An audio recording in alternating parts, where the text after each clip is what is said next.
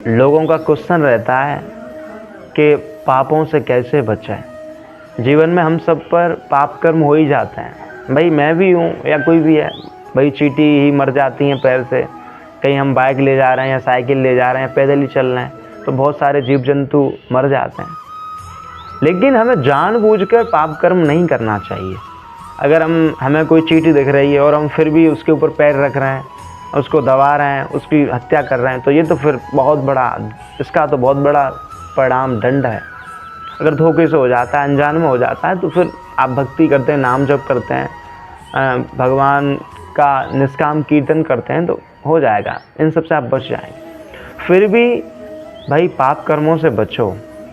अगर आप पाप कर्म करोगे तो भाई नरक जाना पड़ेगा, आपको भुगतना ही पड़ेगा। फिर भी शास्त्रों ने, ग्रंथों ने, सब ने कहा है हरि शरणम विपत्ति भूषणम। शास्त्र इस बात की घोषणा कर रहे हैं कि जो व्यक्ति हरि के शरणागत हो जाता है, जो व्यक्ति भगवान के शरणागत हो जाता है, वो सभी विपत्तियों से, सभी पापों से, सभी बुरे कर्मों से बच जाता है। लेकिन इसका मतलब ये नहीं है कि हम भगवान के शरणागत हो जाएं और पाप कर्म करें। नहीं, कुछ नहीं होगा भाई, सीधी कह रहा हूँ, स्पष्ट कह रहा हूँ।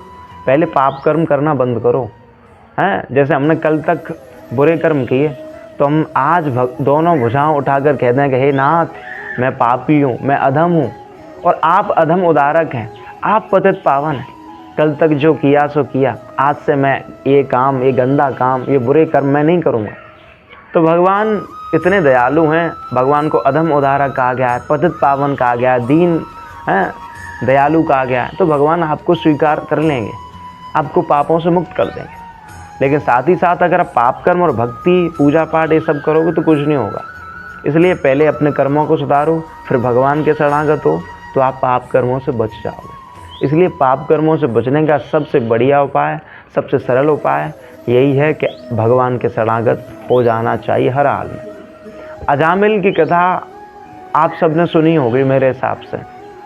अजामिल बहुत बड़ा पापी था, वैश्याओं का संग करता था, वैश्याओं के साथ रहता था, पूरा जीवन पापमय।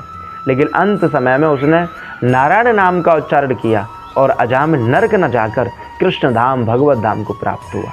यह है भगवान के नाम की महिमा, यह है भगवान की भक्ति का फल, यह है भगवान की शरणागति का असर।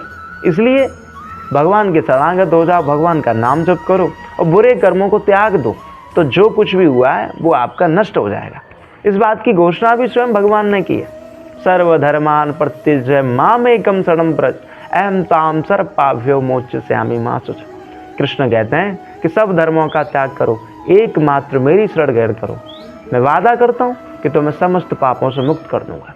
तो शरणागति ही सबसे उत्तम उपाय है पापों से बचने का। इसलिए भगवान के शरणागत हो जाओ। भगवान ने खुद घोषणा की है भगवत गीता में, बस उसका पालन कर लो। यही पापों से बचने का बढ़िया उपाय है। राधे राधे।